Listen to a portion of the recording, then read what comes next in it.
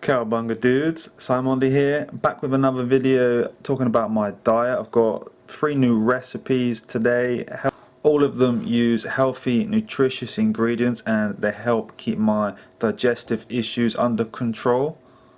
I like to try new things, change things up as much as I can with my diet to help keep it interesting, so I'm not eating the same recipes over and over again. And I don't want my food to be like bland and boring. I always want everything I eat to taste great, so I'm always trying to find new recipes to make for meals that I can eat that taste great but help keep my digestive issues under control. And rule number 1, it has to taste great. I have to really enjoy it. Speaking of ingredients, my wife has been growing fruit and veg at the allotment for the past couple of years, and she's been bringing home loads of homegrown ingredients, some of which I'm using in today's recipes. This was today's haul. She brought home loads of colourful fruit and veg goodness. Green leafy vegetables, broccoli, green beans, peaches, tomatoes, berries and apples.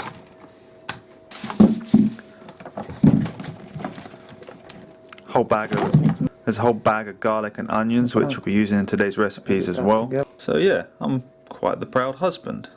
For lunch I've been having an egg turkey and spinach scramble, and I've been having this for lunch every day, and it's great for a source of protein. It's got 2 protein sources, and it also has greens and root vegetables for energy in the sweet potatoes.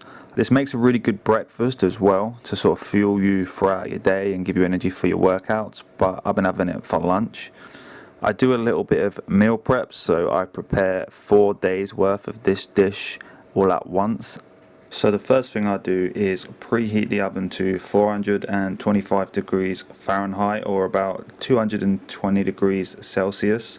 I'll then line a baking sheet with some parchment paper, and I'll cut up the sweet potatoes, the onion, mince the garlic, and I'll add that to a mixing bowl, and I'll add 1 tablespoon of olive oil, season it with about half a teaspoon of salt and pepper, and then I'll toss it around till it's evenly coated. I'll arrange the sweet potatoes and onion mixture in 1 layer on the baking sheet, and then I'll bake that for about 25 minutes until it's all golden brown. Then in a non-stick skillet I'll heat up some coconut oil at medium heat. While that's heating up, I'll get a large mixing bowl and whisk together 10 eggs and half a teaspoon of salt and pepper and set it to one side. I'll then add 500 grams or about 16 ounces of ground turkey into the skillet, and I'll cook that for 3 to 5 minutes. And then I'll add another clove of minced garlic, and I'll cook that for about another minute. At which point I'll add the spinach and cook for another 2 to 3 minutes until the spinach is wilted.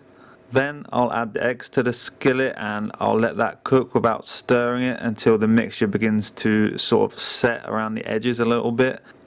Then I'll use a spatula to gently stir the eggs a little bit and let it keep cooking until the egg whites are now cooked through. Then I'll divide the sweet potatoes, egg and turkey between 4 or 5 containers, and I'll just reheat them in the microwave for 2 minutes when I'm ready to eat. Another meal I've been having is honey sesame chicken with broccoli and cauliflower rice.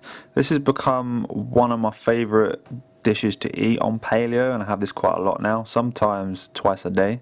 This is a homemade Paleo version of a popular Chinese takeaway dish, but it's using healthy, nutritious ingredients. It's kind of both sweet and salty. It tastes fantastic, but most importantly it doesn't make any of my gut issues worse. First thing I do is preheat the oven to 425 degrees Fahrenheit, or roughly 220 degrees Celsius. I will heat up a pan to medium heat, and then I'll toast the sesame seeds with no oil, and that only takes about 2 minutes, and then I'll set them to one side in a little mug to use later on. To make the cauliflower rice, we'll just trim the cauliflower into florets and add it to the food processor with 1 clove of garlic, and we'll process that until it resembles rice, and then we'll heat up a skillet with coconut oil and we'll cook the cauliflower rice for about 10 minutes and season it with salt and pepper, and once that's done we'll set it to one side. See on the camera. I'll season the chicken with salt and pepper, and then in a large skillet I'll heat up some oil over medium heat, usually coconut oil. I'll add the chicken to the skillet and I'll cook that for 5 minutes until it's golden brown.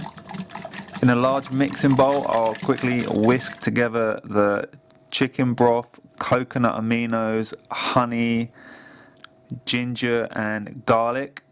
The ginger and garlic I'll prepare ahead of time. I will mince 2 cloves of garlic and I'll grate a heaping tablespoon of fresh ginger.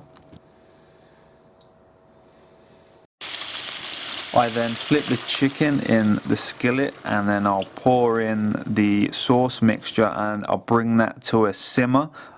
At which point I will transfer the skillet to the oven and I'll let that cook for 15 minutes or so.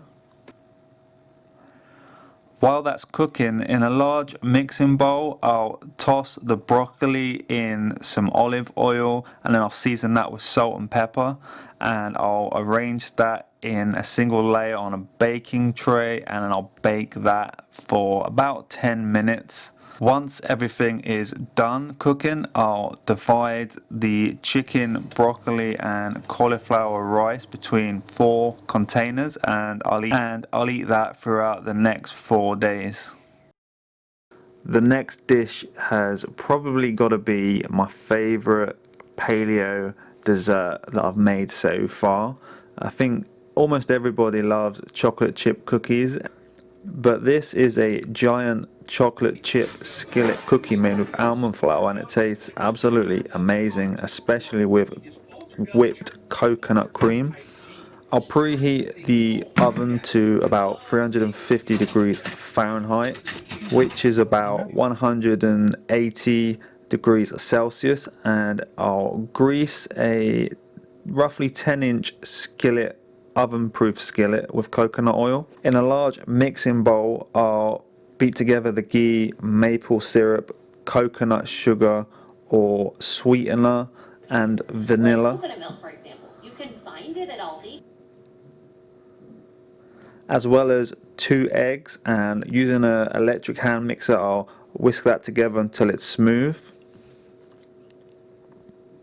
I'll then start slowly adding the almond flour while mixing it on a low speed, and then I'll add the salt as well.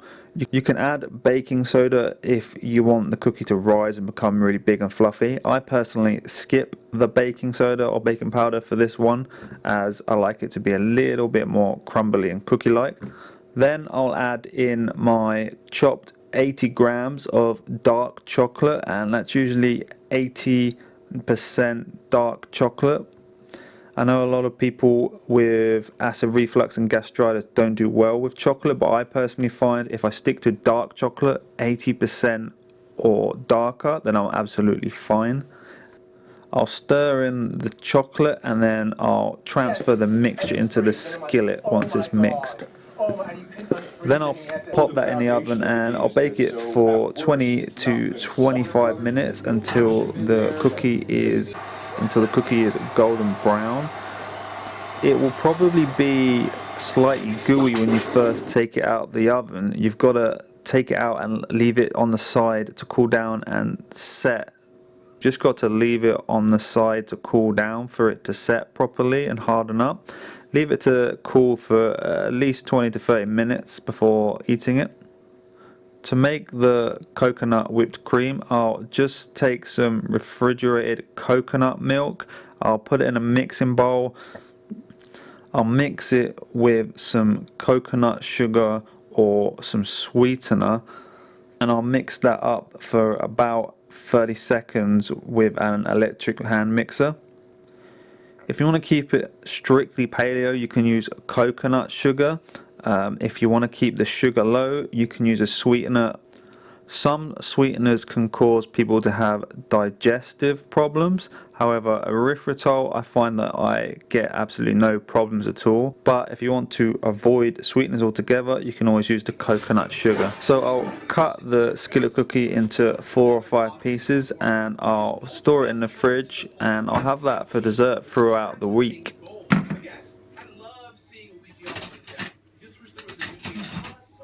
So that's all from me today. Let me know in the comments below what you've been eating. If you have digestive issues like me, gastritis, IBS, acid reflux, let me know in the comment section below what you've been eating that you think helps you. But that's it from me today. Till next time, cowabunga dudes.